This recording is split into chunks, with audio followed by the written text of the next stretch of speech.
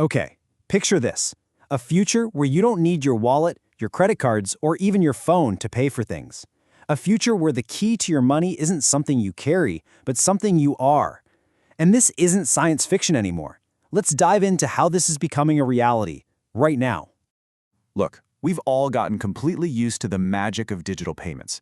I mean, systems like UPI have totally changed the game, right? Transactions feel instant, almost effortless.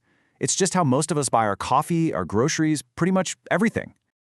But let's be real. We've all had that moment. You're at the front of a huge line, you scan the QR code, you pull up the app, and crickets. The app crashes, the network is terrible, or you just blank on your PIN. It's that super awkward moment that reminds us, the system isn't quite perfect. So how big of a deal is this, really? Well, the numbers are actually pretty shocking. Industry data shows that a whopping 2 to 4% of all UPI transactions fail just because of authentication problems. We're talking about simple stuff, typing in the wrong PIN, the app timing out, or the internet connection dropping at the worst possible moment. Now, a couple of percent might not sound like a huge number, but when you're talking about an ecosystem with over 10 billion transactions a month, it adds up, and it adds up fast. We're talking 2 to 3 billion failed or abandoned transactions every single year. That's not just a little inconvenience, that's a massive amount of lost business. So the really important question is, why does this keep happening? Well, our current systems aren't actually built to trust us, the person making the payment. No, they're built to trust our devices, our phones, the apps on them, the PINs we struggle to remember, and that makes the device a single point of failure. If your phone is lost, the battery's dead, or the app is glitchy, the whole thing just falls apart. And this, right here, is where we're seeing a massive, game-changing shift. The next step in payments isn't going to be some new app or a faster network. It's about completely changing the foundation of trust itself, moving it away from the phone and anchoring it directly to who you are as a person. This really lays it all out, doesn't it? The old way means your payment depends on this whole chain of things that can break: the phone, the app, the PIN. The new way? It's so much simpler and way more robust. The system trusts you. Your verified presence is the only thing it needs. You are the key. So the fancy term for this is identity-based trust, but all it really means is that we can prove who we are and say, yes, I want to pay, without needing a phone in our hand or a password in our head. It's all about making payments feel as natural as just, being there. Okay, so how do we actually pull this off? Let's take a look at a platform that's built to do exactly this. It's called TansorPay.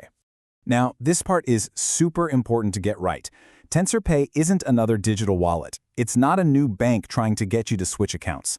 Think of it as a powerful upgrade, an authentication layer that plugs right into the UPI system we already use.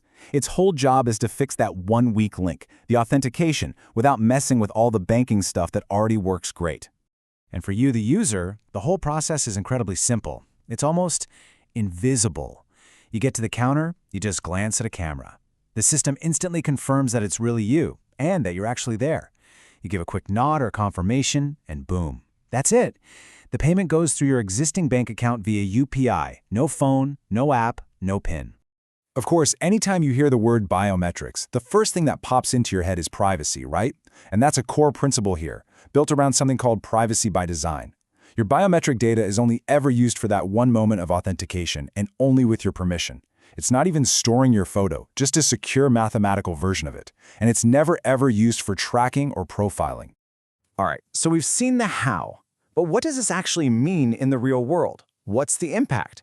Who really benefits when payments go truly device-free? Well, for starters, it is so much faster. A normal app-based payment can take, 15 to 30 seconds of fumbling with your phone? With a biometric flow, you're cutting that time by more than half. For a busy shop owner, that means shorter lines, more customers served, and just a better experience for everyone. But the impact here goes way beyond just speed. This is about real financial inclusion.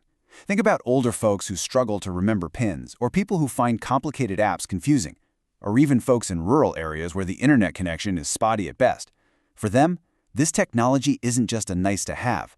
It's the difference between being part of the digital economy or being left out. It's a total game-changer.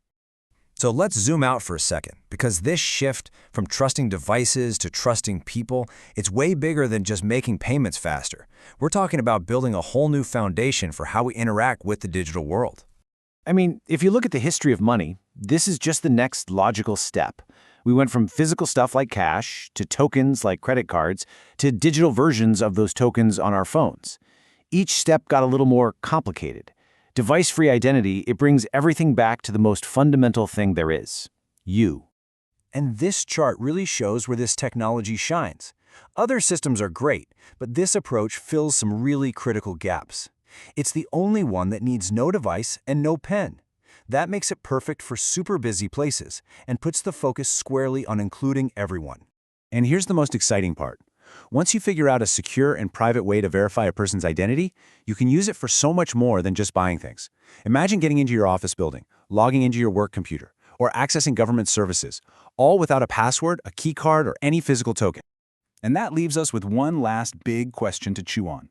For decades, we've been building a digital world that trusts our phones, our cards, and our passwords. What amazing new things become possible when that world finally learns to trust us directly?